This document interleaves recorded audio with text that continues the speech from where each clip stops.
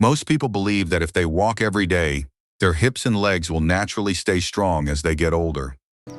And to some degree, walking absolutely helps. It keeps the body moving. It supports circulation. It gives the joints gentle motion. But after 60, something very important starts changing underneath those walks. And most people never realize it until simple movements begin feeling heavier than they used to. The body quietly starts relying less on the glutes. And that changes almost everything. At first, it feels small. Maybe getting out of a chair takes a little more effort.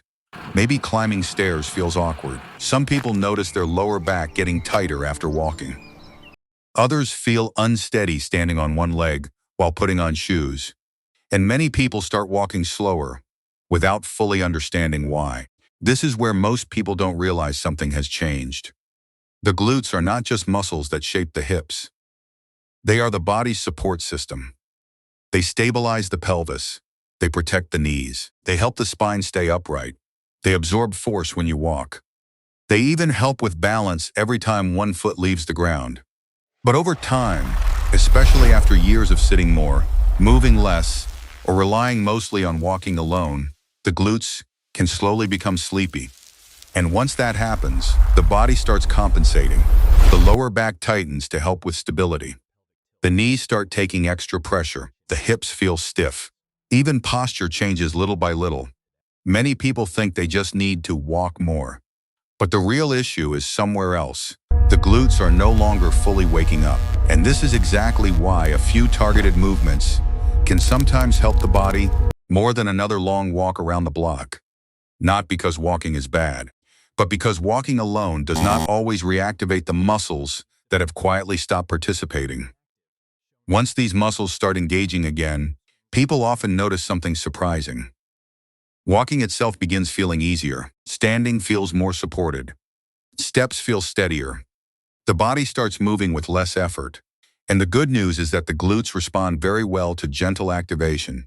Even later in life, one of the safest and most effective ways to begin is with the glute bridge. This movement looks simple, but it reconnects the body to muscles that many people haven't properly used in years. Lie on your back with your knees bent and feet flat on the floor.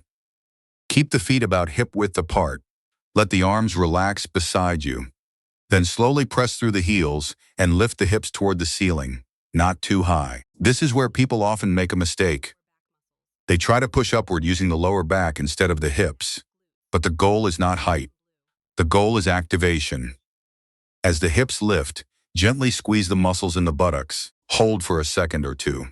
Then slowly lower back down with control. What many people notice during this movement is surprising. Sometimes the hamstrings cramp. Sometimes one side feels weaker. Sometimes the lower back tries to take over. That tells you exactly what the body has been compensating with. Over time, this movement teaches the glutes to participate again. And once this starts activating again, movement feels more supported. Getting out of bed feels smoother. Standing from a chair becomes less awkward. Even walking posture starts changing naturally because the pelvis becomes more stable. This is usually where people notice a difference. The second movement is a standing kickback. Now this one matters because it teaches the glutes to work while upright, which is how they function during real life. Stand behind a chair or countertop for support. Keep the chest lifted and knees soft. Then slowly move one leg straight backward without leaning the upper body forward. That small detail matters more than people think. Most people swing the leg too high or arch the lower back. But the movement should stay controlled and gentle. The focus is not flexibility.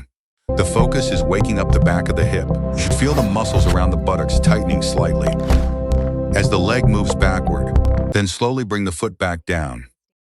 This movement helps retrain balance and hip control at the same time. And that becomes extremely important after 60 because stability during walking depends heavily on how well the hips support the body from side to side. When the glutes weaken, the body often sways more while walking. Steps become shorter. Confidence decreases without people even realizing it. But once the hips begin stabilizing again, the body feels more centered. That sense of steadiness changes daily life in subtle but powerful ways. The final movement is one many people underestimate completely. A sit to stand, simple, familiar, but incredibly effective, because this movement directly improves one of the most important abilities for independent living, being able to stand up confidently. Sit near the front edge of a sturdy chair. Place the feet flat on the floor. Lean slightly forward from the hips, then press through the heels and stand up slowly. Do not rush, and if possible, try not to push hard with the hands. Then slowly lower yourself back down with control. This lowering phase matters more than most people realize. That controlled descent teaches the glutes and legs how to absorb force safely. It strengthens coordination, it improves joint support, and it trains the body for real-world movement patterns people use every single day. Many adults notice they drop into chairs over time. That usually means the muscles supporting the hips and thighs are no longer controlling movement properly. This exercise helps restore that control. And little by little, people often notice something encouraging. Stairs feel less intimidating. Walking feels lighter. The lower back feels less tense. Even standing in the kitchen for longer periods becomes easier because the body is no longer asking smaller muscles to do the glutes job. And perhaps the most comforting part of all is this: the body still wants to adapt. Even after 60, muscles may respond more slowly than they once did, but they still respond. The nervous system still learns. Balance can still improve. Strength can still return.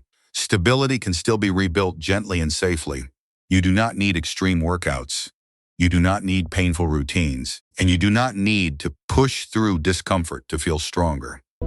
Sometimes the biggest changes come from finally activating the muscles the body has been missing all along. So, if walking has started feeling different lately, it may not mean your body is failing.